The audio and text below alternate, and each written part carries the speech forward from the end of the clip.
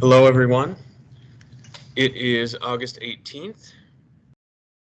So today in your Edmodo, you are going to scroll down until you find the post that says 818 mixture. So make sure you complete the questions that are in this Word document, and you can email them to me or you can turn them in on Edmodo. So here's our link for the reading, and today we are going to be learning about mixtures.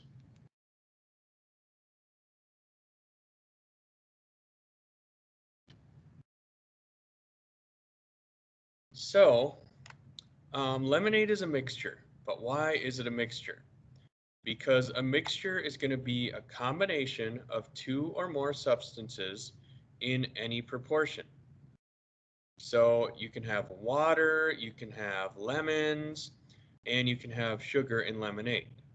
It's going to be in any proportion. It doesn't have to be in a fixed proportion.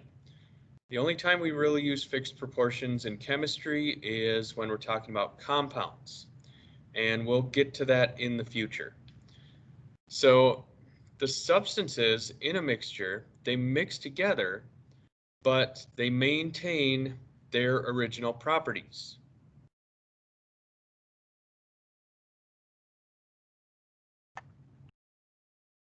So now we get to homogeneous and heterogeneous mixtures.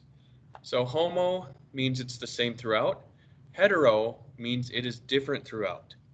So the lemonade that we talked about is going to be a homogeneous mixture. If you take a sip from the top of the glass, it's going to be probably pretty similar to a sip from the bottom of the glass. All right, it's uniform throughout. It's the same throughout. And when we're talking about heterogeneous mixtures, we are talking about things that are different throughout. So this rock, these black nuggets are not distributed evenly throughout. So the rock doesn't have a uniform composition the whole way through. Okay, it is a heterogeneous mixture.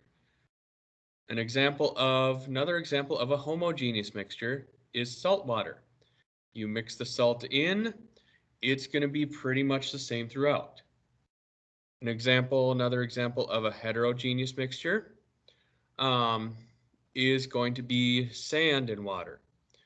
So if you mix sand and water, some is going to stay suspended, some is going to sink to the bottom. So that is going to be a heterogeneous mixture. It's not going to be the same throughout. All right. And now we get into even different subtypes of mixtures.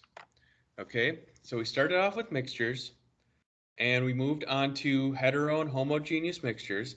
Now we're getting into the subtypes of those types of mixtures. So we start off with a solution. So a solution has tiny particles in it. It is a homogeneous mixture because it is the same throughout. It has tiny particles in it. So the particles, since they're so tiny, they are going to be too small to see, but they're also going to be too small to settle or to be filtered out of the mixture. So in order to separate the salt from the water, we would have to boil the water because the salt has a higher boiling point than the water. So they keep their properties of boiling point, and that is how we can physically separate the two. Next is a colloid. So a colloid is also a homogeneous mixture. You can say homogeneous or homogeneous. It has medium-sized particles. So these particles, they're going to be large enough to see, but they're not large enough to settle out of the mixture or to be filtered out of the mixture.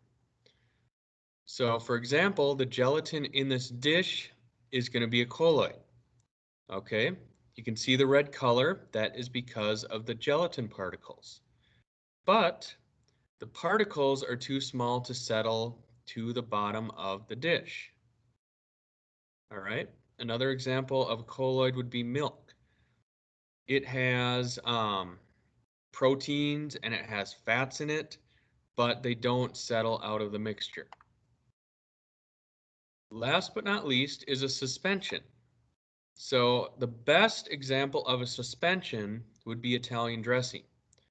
So in Italian dressing, you have oil and vinegar. Now, oil and vinegar do not mix because oil is not a polar molecule and vinegar is a polar molecule. So in order to get the Italian dressing to mix, you have to shake it up. Then for a relatively short amount of time, you are going to have everything mixed together. If you leave the Italian dressing sitting, over time, it is going to separate into the layers of oil and vinegar. So a suspension has large particles. So the particles are large enough to see, and they can also settle, and they can also be filtered out of the mixture. If we were to pour this dressing through a filter, you would catch some of the spices that are inside. The spice particles, we can also see them, and they can also settle out of the mixture. All right. And also the oil and vinegar um, settle out of the mixture as well. So separating mixtures. We talked about how mixtures can be separated by physical means because of their physical properties.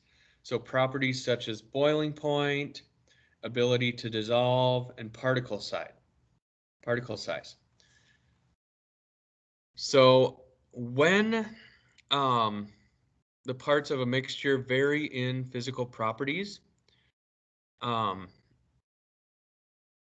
you can use processes such as boiling, dissolving, and filtering to separate the substances.